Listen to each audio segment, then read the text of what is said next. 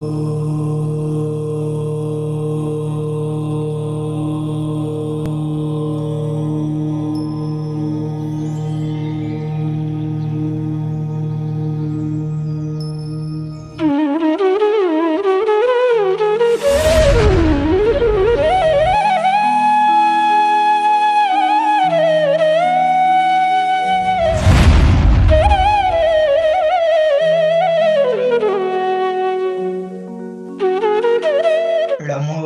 अरिहन्ताडं ळमो सिद्धाडं ळमो आयर्याडं ळमो वज्झायाडं ळमो लोये सव्वसाहूडम्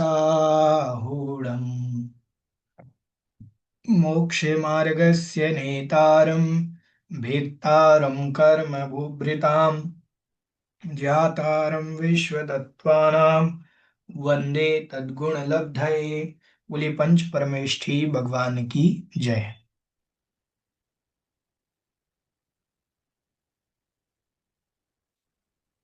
चलिए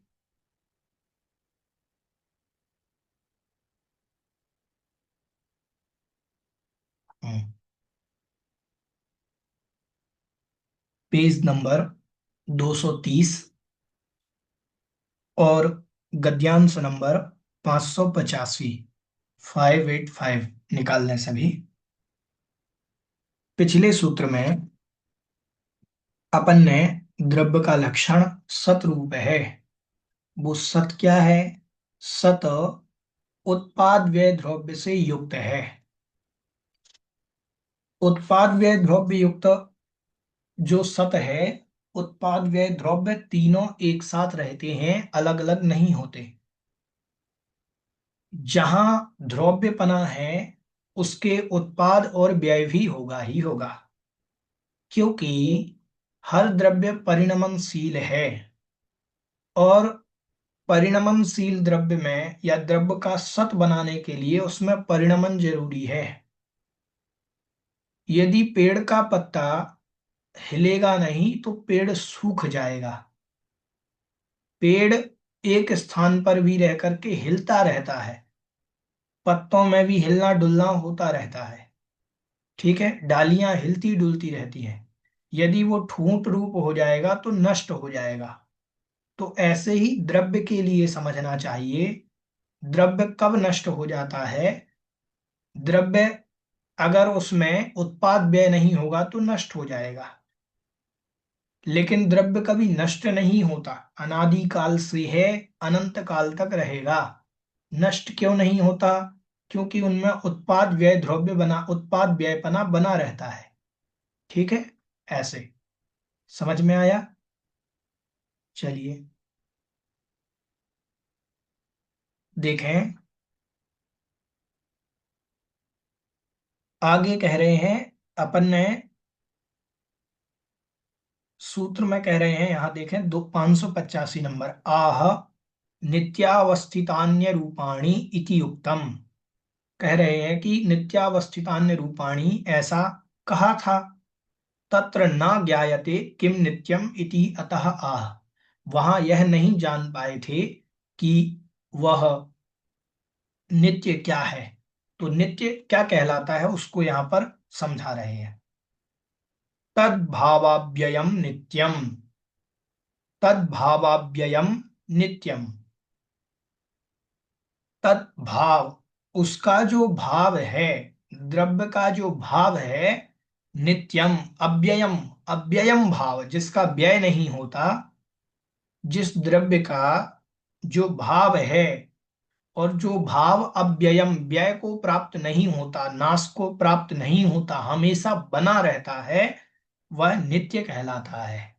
ठीक है, जैसे हम कहें पानी के अंदर जो आग बुझाने का गुण है वो कभी पानी से अलग नहीं होता, वो नित्य है, वो उसका भाव है, पानी का भाव है। पानी गर्म हो या ठंडा हो, पानी रस में परिवर्तित हो जाए, जूस में परिवर्तित हो जाए, लेकिन वो जो आग बुझाने का उसका गुण है वो पानी में रहेगा ही रहेगा, वह उसका भाव कहलाता है। ठीक है, वह उसी को नित्य कहेंगे। वो पानी में हमेशा रहेगा, वो कभी नष्ट नहीं होता। ठीक है। कह रहे हैं तद्भावः इति उच्यते। अब तद्भाव क्या है उसको कहते हैं। कह तद्भावः, वह कैसे होता है तद्भाव। तो कह रहे प्रत्यभिज्ञान हेतुता, प्रत्यभिज्ञान की हेतु से, हेतुपने से। प्रत्यभिज्ञान उसमें कारण है, और प्रत्यभिज्ञान कारण रूप होने से। देखो, मतिक ज्ञान के कई भेद होते हैं। तो मतिक ज्ञान में परीक्षा मुखादि में आप पढ़ेंगे, प्रत्यभिज्ञान नाम का भेद आता है। यथा सायं देवदत्ता, यह वही देवदत्त है जिसे हमने पहले देखा था। ये प्रत्यभिज्ञान कहलाता है। प्रत्यभिज्ञान मतलब हमने किसी वस्तु को देखा और देखने पर वापस ज्ञान हुआ कि ये वही है जिसको हमने पहले देखा था। प्रत्यभिज्ञान क्या कहलाता है, समझें। स्मृति, प्रत्यभिज्ञान, तर्क, अनुमान और आगम, ये चार भेद होते, पांच। स्मृति, प्रत्यभिज्ञान, तर्क, अनुमान और आगम, ये पांच भेद होते हैं। आप पढ़ेंगे मतिक ज्ञान में, तो ये प्रमुखतया पांच भेद कहे हैं। स्मृति, प्रत्यभिज्ञान, तर्क, अनुमान और आगम, परीक्षा मुख के अंदर ये भेद आते हैं। प्रत्यभिज्ञान कहलाता है, जैसे मान लीजिए हमने कोई वस्तु आज देखी, आज देखने के बाद 10 साल बाद देखी, लेकिन 10 साल तक हमें उसकी याद नहीं आई। अगर याद आई तो वो स्मृति कहलाएगी। और हमें देखने पर वही वस्तु वापस दिखी, और फिर उनको देखने पर तुरंत वो याद आ गई कि हमने पहले इनको कब देखा था, ये वही है जिसको हमने पहले देखा था। ये प्रत्यभिज्ञान कहलाता है। वस्तु के दिखने पर वापस उसका ज्ञान होना, ये प्रत्यभिज्ञान है। ठीक है। ये तो प्रत्यभिज्ञान की हेतु पने से हम उसके भाव को जान पाते हैं। तत् एव इदम इति स्मरणम प्रत्यभिज्ञानम। तत् एव, वह यह है। तत् मतलब वह, एव मतलब ही, वह ही, इदम इति, वह ही यह है। स्मरणम, ऐसा स्मरण आ जाना, प्रत्यभिज्ञानम, प्रत्यभिज्ञान कहलाता है। प्रत्यभिज्ञान क्या कहलाता है कि हमने किसी वस्तु को देखा और देख करके ये हमने पहले देखा है, ये वही है, ये प्रत्यभिज्ञान कहलाता है। ठीक है। तत् अकस्मात् न भवति इति यो अस्य हेतु स तद्भावः। तत् अकस्मात् न भवति, जो अकस्मात् न भवति, अकस्मात नहीं होता, अचानक नहीं होता। यो यस्य हेतु, यो मतलब जो, जो अचानक नहीं होता। अस्य हेतु, उसका कुछ ना कुछ हेतु है, कोई ना कोई कारण है। ठीक है। सा तद्भावः, वह उसका तद्भाव है। हमने ये पहली बार नहीं जाना कि आग पानी से बुझती है, हमने पहले देखा हुआ है कि पानी से आग बुझ जाती है। आज फिर किसी ने आग पर पानी डाला तो हमें याद आ गया, हाँ ये पानी है, इससे आग बुझती है। अचानक से ऐसा नहीं हुआ, उसमें पहले भी वो गुण था। ठीक है। समझ में आया। ये तद्भाव कहलाता है। भवनम भावः, जो होता है वो भाव कहलाता है। और तस्य भावः तद्भावः, और उसका जो होना है वो तद्भाव कहलाता है। तस्य भावः, उसका होना, तद्भावः, तद्भाव कहलाता है। भवनम मतलब होना, क्या होना, उसका भाव होना। ठीक है। तो ये तद्भाव कहलाता है। येन आत्मना, और थोड़ा स्पष्ट कर रहे हैं, येन आत्मना, जिस आत्मा के द्वारा, प्राग दृष्टम वस्तु, प्राग मतलब पहले, दृष्टम मतलब देखी गई, वस्तु मतलब वस्तु, जिस आत्मा ने पहले कोई वस्तु देखी है, तेन एव आत्मना, उसी आत्मा के द्वारा जिसने पहले देखी थी। ठीक है। उसी आत्मा के द्वारा पुनरपि भावात तत्एव इदम इति प्रतिज्ञायते, पुनरपि पुनः, भावात मतलब उसी भाव से, उसी द्रव्य से, उसी वस्तु से। तत्एव वह ही, इदम इति यह है, वह ही यह है जिसे हमने देखा था। इति प्रत्यभिज्ञायते, ऐसा प्रत्यभिज्ञान होना, ऐसा ज्ञान होना। मान लीजिए हमने पहले आचार्य श्री को देखा, आचार्य श्री को पहले दर्शन किए थे, और देखने के बाद फिर हम आचार्य श्री के पास पहुंचे, और हम ये तो वही आचार्य श्री हैं। जब हमने उनको, अपन को कभी भी आचार्य श्री के पास जाते होंगे तो हो सकता है जरूर पहले दर्शन जरूर याद आते होंगे कि आचार्य श्री के पहली बार दर्शन कब किए थे। तो वो, ये वही आचार्य श्री हैं, हमने उनको पहली बार कब देखा था। तो ये जो है ये प्रत्यभिज्ञान कहलाता, वस्तु सामने आने के बाद ज्ञान होना कि ये पहले हमने देख रखी है, वो प्रत्यभिज्ञान है। ठीक है। यदि अत्यंत निरोधा अभिनव प्रादुर्भाव मात्रम एव स्यात्, मात्रम एव वा स्यात्, ततः स्मरण अनुत्पत्ति ही। यदि इस प्रत्यभिज्ञान का अत्यंत निरोधा, अत्यंत नाश हो जाएगा, निरोध हो जाएगा, रुक जाएगा। अभिनव प्रादुर्भाव मात्रम एव, नया नया प्रादुर्भाव मात्र होगा, नई नई वस्तु उत्पन्न होगी। ठीक है। प्रादुर्भाव उत्पन्न होगी, मात्रम एव वा स्यात्, यदि ऐसा होगा, ततः स्मरणम अनुत्पत्ति, तो स्मरण की अनुत्पत्ति हो जाएगी। यहां पर क्या कहना चाह रहे हैं, ध्यान से सुने। यहां पर यह कहना चाह रहे हैं कि पानी में पहले भी आग बुझाने का गुण था, आज भी है, परसों भी था, उसके पहले भी था। अगर हम कहें कि ये पानी में नया गुण आ गया है तो ये ठीक नहीं। बोले कल वाला जो गुण है आग बुझाने का, वो आज नहीं है, आज दूसरा गुण है। नहीं, वो गुण तो वही रहेगा, गुण परिवर्तित नहीं हुआ। समझ में आया। ऐसे ही यहां पर कह रहे हैं, यदि आप ऐसा कहोगे, कौन कहता है ऐसा, बौद्ध मतावलंबी कहते हैं। बौद्ध मतावलंबी एक संस्कार नाम का तत्व या द्रव्य मानते, जो भी मानते हो, वो तत्व मानते हैं, क्या मानते हैं, संस्कार मानते हैं। बौद्ध मतावलंबी क्या कहते हैं, बौद्ध मतावलंबी कहते हैं कि हमने जो पहले किया है, आज जो कर रहे हैं, वो पहले जो किया है वो आज नहीं है, वो दूसरा है कोई, और जो आगे करेगा वो दूसरा है, वो तीसरा है। वो कहते फिर ये कैसे बना, बोले संस्कार से।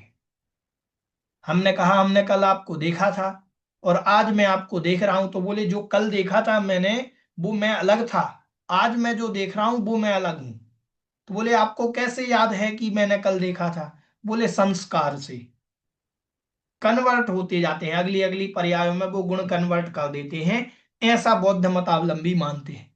लेकिन जैन दर्शन वाले ऐसा नहीं मानते। जैन दर्शन वाले कहते हैं यदि आप अत्यंत निरोध मान लोगे, आप किसका, उस गुण का, कि प्रत्यभिज्ञान का आप निरोध मान लोगे, तो स्मरण का अभाव हो जाएगा। और तत्आधीनो लोक संव्यवहारो विरुध्यते, क्योंकि उसी के अधीन लोक संव्यवहार है, उसी स्मरण गुण के आधार पर ही लोक का व्यवहार है। और नहीं होगा तो विरुध्यते, विरोध प्राप्त हो जाएगा। अब जैसे मान लीजिए कोई हमारी दुकान से कोई वस्तु उधार लेकर के गया, उधार लेकर के गया, तो अब वो हमें दिख गया आज, तो हमने कहा अरे भैया कल आप उधार लेकर के गए थे, आज पैसे तो जमा कर दो। तो स्मरण है अपन को, उस वस्तु को देख करके, उस व्यक्ति को देख करके प्रत्यभिज्ञान हो गया। यदि हम प्रत्यभिज्ञान नहीं मानेंगे, कोई ऐसी ध्रुवपने नित्यत्व नहीं मानेंगे कि कुछ ना कुछ तो नित्यत्व है, तो वो अगर नित्यत्व नहीं मानेंगे तो क्या होगा, वो आएगा, वो कहेगा जो कल लेके गया था वो कोई और था, आज मैं जो हूं मैं कोई और हूं।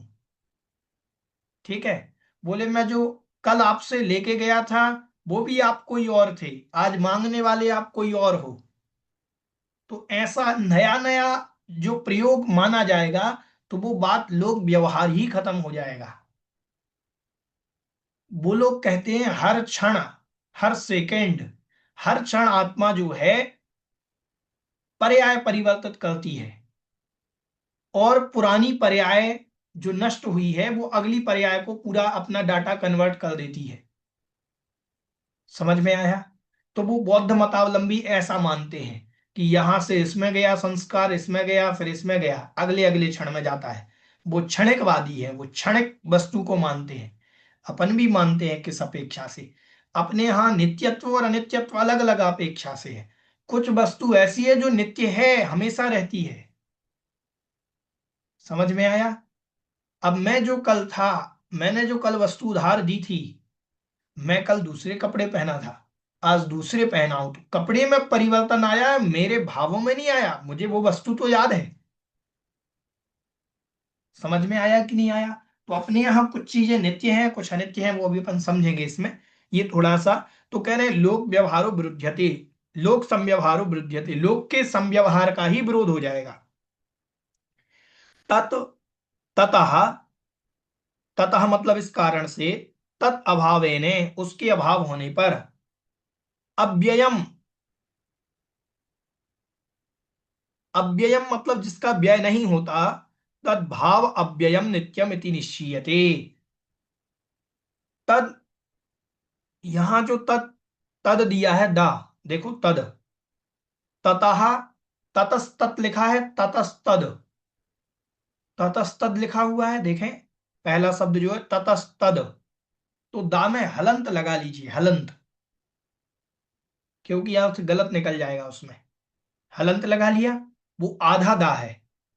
ततः मतलब इस कारण से, तत् मतलब वह, भावेने उस भाव से, अव्ययम अव्यय रूप भाव से, जो व्यय नहीं होता है, उस अव्यय रूप भाव से, तद्भावा तद्भाव अव्ययम नित्यम इति निश्चयते, वह जो तद्भाव है वह नित्य होता है, हमेशा रहता है, ऐसा निश्चय किया गया। ऐसा आचार्य महाराज ने कह दिया। अब कह रहे हैं तत्तु कथनचित,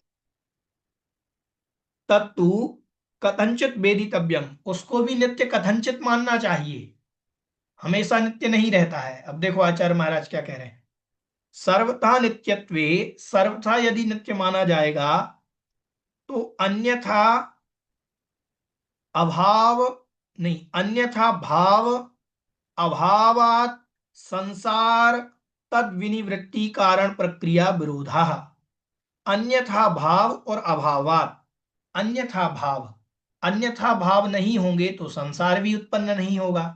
यदि हम किसी भाव को, किसी वस्तु को हमेशा नित्य मान लें कि ये गुण हमारे पास से नित्य रहेगा, तो फिर संसार की ही उत्पत्ति नहीं होगी।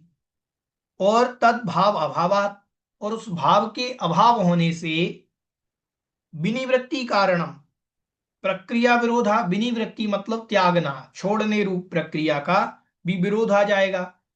तात्पर्य यह है कि हम किसी वस्तु को मान लें कि वो हमेशा ऐसी ही रहेगी। मैं आज मिथ्या दृष्टि हूं तो मिथ्या दृष्टि ही रहूंगा, तो मिथ्या दृष्टि हूं तो मिथ्या दृष्टि ही रहूंगा,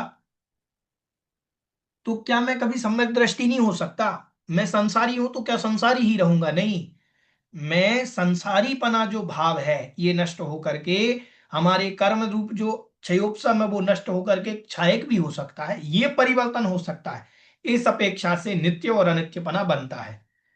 तो हम संसारी हैं, हम मोक्ष को भी प्राप्त कर सकते हैं, विनिवृत्त कारण, तद विनिवृत्त कारण प्रक्रिया, उसके विनिवृत्त के कारण की प्रक्रिया, किसके विनिवृत्त के कारण की, किसके त्याग के कारण की प्रक्रिया, संसार के त्याग के कारण की प्रक्रिया। पहले तो संसार ही नहीं बनेगा, हमारे में परिवर्तन नहीं आएगा, तो हम राग द्वेष ही नहीं करेंगे तो क्या संसार बनेगा, और राग द्वेष त्यागेंगे नहीं तो क्या मोक्ष होगा।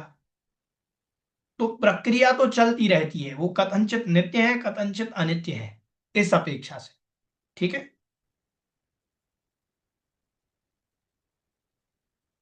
समझ में आ गया यहां?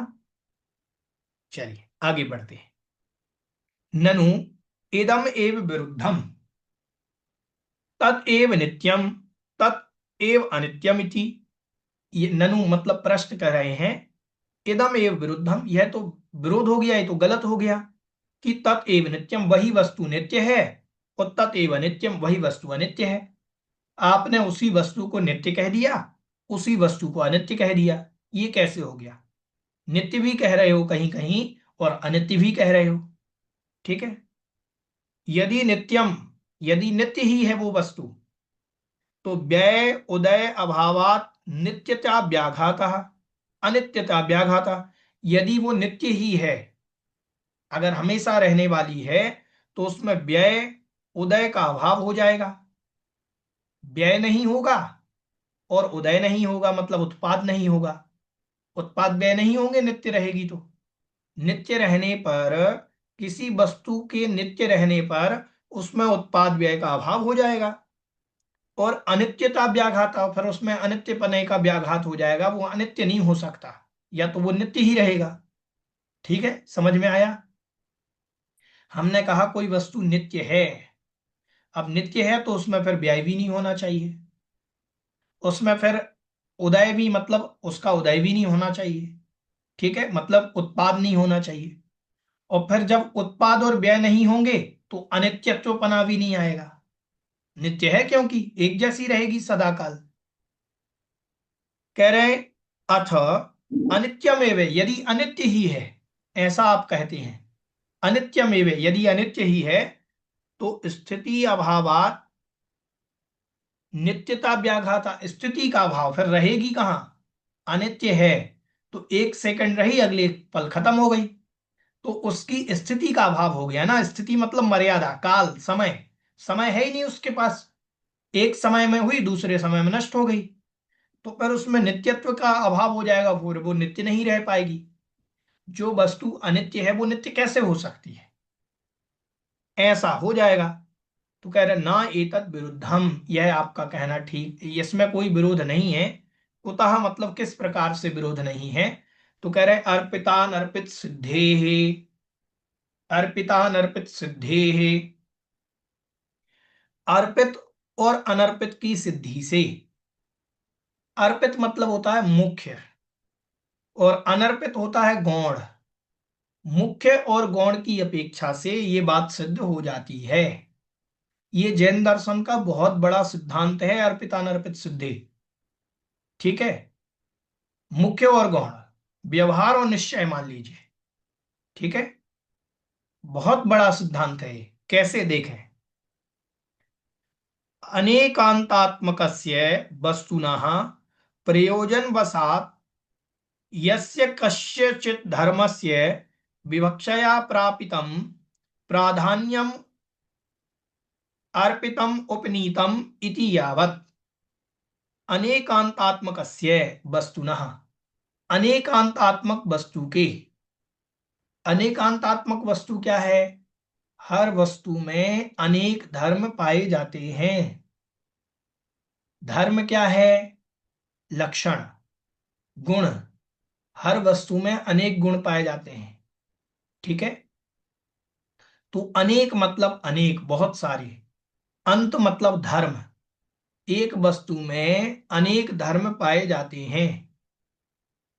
ठीक है, अब अनेक धर्म पाए जाते हैं, तो प्रयोजन वशात, प्रयोजन के वशीभूत होकर के, यस्य कस्यचित, जिसका हमें प्रयोजन है, जिससे हमें लाभ है, जिससे कोई काम है, उसकी अपेक्षा से, कस्यचित धर्मस्य, किसी धर्म की, विवक्षया, विवक्षा से। अब मान लीजिए एक वस्तु में अनेक धर्म हैं, अब उसकी अपेक्षा से, अब आटा रखा हुआ था, आटा, तो मम्मी आई, मम्मी ने कहा कि मैं तो रोटी बनाऊंगी। बहन आई, बहन ने कहा मैं पूड़ी बनाऊंगी। कोई और आया, उन्होंने कहा कि हम पकवान बनाएंगे। कोई और आया, उन्होंने कहा कि हम इससे पराठे बनाएंगे। अब ध्यान से सुनना, आटे में रोटी बनने का गुण है, योग्यता है, हाँ है। पूड़ी बनने का, पकवान बनने का, अनेक गुण हैं, अनेक धर्म हैं। लेकिन सबने एक एक धर्म की विवक्षा लेकर के कथन किया। तो कस्यचित धर्मस्य विवक्षया, किसी एक धर्म की प्रयोजन वसात, प्रयोजन क्या है? हमें पूड़ी चाहिए तो हमें पूड़ी खानी है तो हम पूड़ी बना लेंगे, जिसको रोटी चाहिए वो रोटी बना लेगा। तो उसमें योग्यता तो अनेक धर्म की है।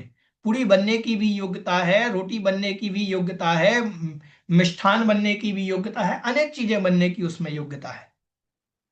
प्रापितम, विवक्षा से प्रापित, प्राधान्यम, प्रधानता, जिस विवक्षा से, जिस कथन से, प्रापित मतलब प्राप्त हुई है, प्राधान्यम मतलब प्रधानता जिससे हमें प्राप्त हुई है।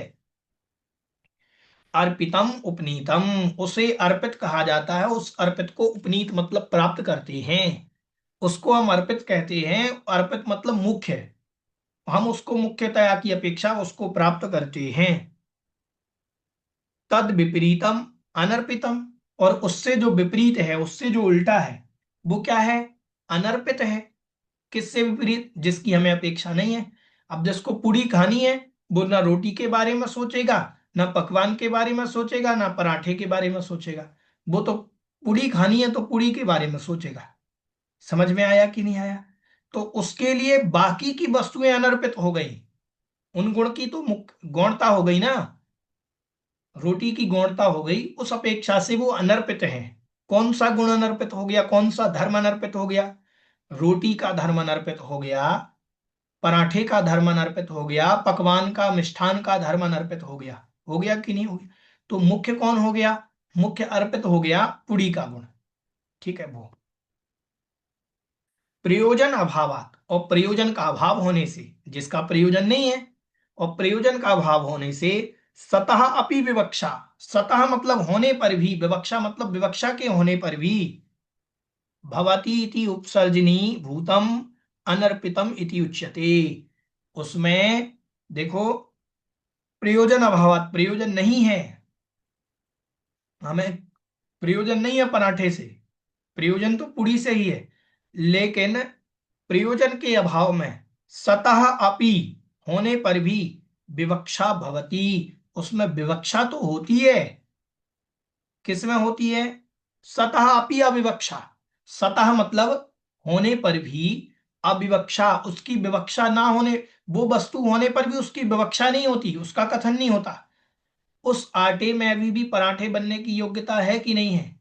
यदि मैंने कह दिया इसकी पूड़ी बनेगी, तो पूड़ी बनने से मेरे मुख्यतया से ऐसा तो है नहीं कि उसकी पराठे बनने की योग्यता खत्म हो गई। विवक्ष प्रयोजन के अभाव में उसमें भी वो गुण है। किसमें? पराठा बनने का गुण अभी भी है।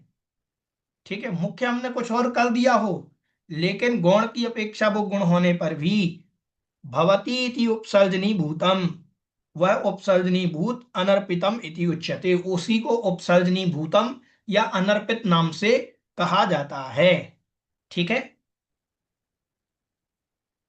अर्पितम च अनर्पितम, चार्पिता नर्पिते, अर्पित और अनर्पित जो है, वह दोनों मिलकर के बन जाएंगे चार पिता नर्पिते। और ताभ्याम सिद्धे, उन दोनों के द्वारा जो सिद्धि होती है, सिद्धिरपि अनर्पिता नर्पित सिद्धे नास्ति विरोधा, उनके द्वारा अर्पिता नर्पित से मुख्य और गौण की अपेक्षा से सिद्धि हो जाती है।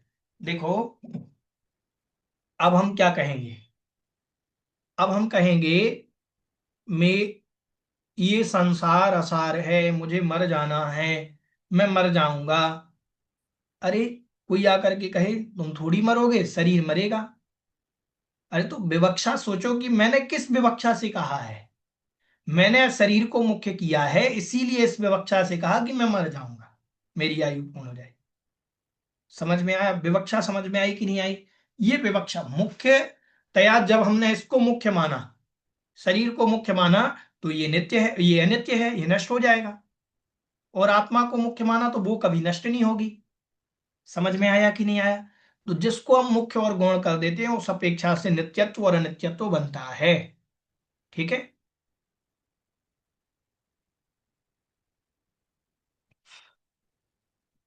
आगे कह रहे हैं, तद यथा, वह इस प्रकार है, समझा रहे हैं। एकस्य देवदत्यस्य, एक देवदत्त के, पिता, पुत्रो, भ्राता, भागिनेयः इति एवं आदयः संबंधः। कह रहे हैं एकस्य, देवदत्त, देवदत्त से एक कोई देवदत्त है, उसी देवदत्त में पिता का गुण भी है। ठीक है। पुत्र का गुण भी है, भाई का गुण भी है, और भागिनेय, भागिनेय मतलब भांजे का, बहन का पुत्र भागिनेय कहलाता है। ठीक है। भगनी होती है बहन, भगनी कौन होती है? बहन। और बहन का जो पुत्र होता है वो भागिनेय कहलाता है, भांजा। ठीक है।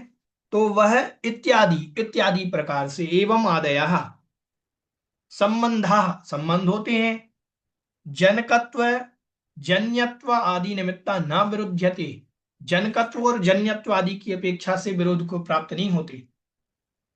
जैसे आपने कभी छोटे बच्चों को कहा हो कि ये पापा मेरे हैं, तो वो बच्चा लड़ने आ जाएगा, बोले नहीं ये पापा मेरे हैं। क्यों लड़ने आ जाता है? क्योंकि वो आपकी विवक्षा नहीं समझ रहा है, वो ये जानता है कि ये मेरे हैं बस। बच्चा क्या समझता है कि ये पिताजी ये माँ मेरी हैं, और कोई दूसरा उसका बड़ा भाई हो वो कह दे ये माँ मेरी है, तो वो उससे लड़ने लग जाएगा। वो कहेगा नहीं माँ तो मेरी है, पिता तो मेरे हैं। ऐसा कथन होता है कि नहीं होता है सामान्य से? तो एक वस्तु में अनेक धर्म हैं। रामचंद्र जी जो हैं किसी के बेटे भी हैं, दशरथ की अपेक्षा देखोगे तो बेटे हैं, सीता की अपेक्षा देखेंगे तो पति हैं, लक्ष्मण की अपेक्षा देखेंगे तो भाई हैं, रावण की अपेक्षा देखेंगे तो शत्रु हैं। अब लक्ष्मण और दशरथ ने केस कर दिया कि ये कह रहे हैं कि बताइए जज साहब कौन है, पिता हैं कि ये पुत्र हैं, भाई हैं हमारे।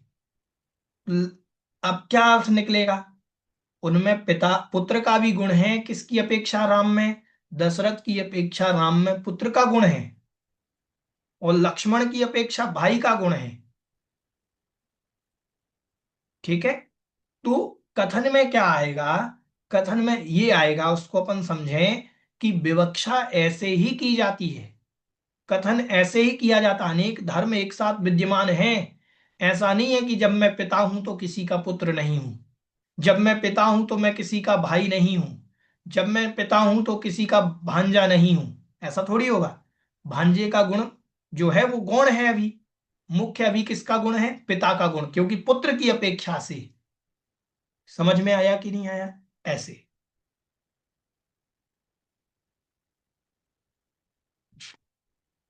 भैया जी, जनकत्व जनत्व जन्यत्व का क्या मतलब है? हाँ बताते हैं। जनकत्व और जन्यत्व, जनकत्व मतलब उत्पन्न करने वाला, और जन्यत्व मतलब जिसमें उत्पन्न हुआ है। ठीक है। अब उत्पन्न करने वाला और जिसमें उत्पन्न हुआ है। अब पुत्र का गुण किसमें उत्पन्न हुआ? पुत्र का गुण उत्पन्न हुआ है राम में। और उत्पन्न करने वाले कौन है? उत्पन्न करने दशरथ। वाले उनके पिता। पिता ने उनके अंदर पुत्र का गुण उत्पन्न किया कि नहीं किया? अगर पिता नहीं होते तो पुत्र का गुण कैसे उत्पन्न होता? तो जनकत्व मतलब उत्पन्न करने वाले, और जन्यत्व जिसमें उत्पन्न हुआ है, जिसमें वो पैदा हुआ है गुण। ठीक है। तो जनकत्व और जन्यत्व आदि निमित्त से, मामा, मामा जो है मामा ने उत्पन्न किया है, क्या गुण उत्पन्न किया है? भांजे का गुण। किसमें किया है? भांजे में। ठीक है। ऐसे ना विरुद्धते, इस निमित्त से विरोध नहीं होता।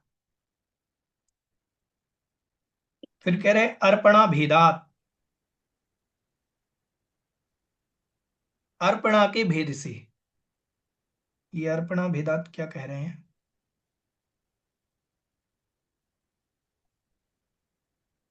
अर्पणा मतलब मुख्य है, वही अर्पित शब्द ही है, अर्पित शब्द को इन्होंने अर्पणा कर दिया।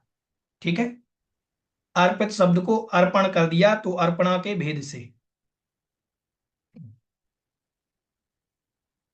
फिर पुत्र अपेक्षया पिता, अब पुत्र की अपेक्षा से पिता का गुण, वही उदाहरण दे रहे हैं। फिर पुत्र अपेक्षया पिता, और पित्रापेक्षया,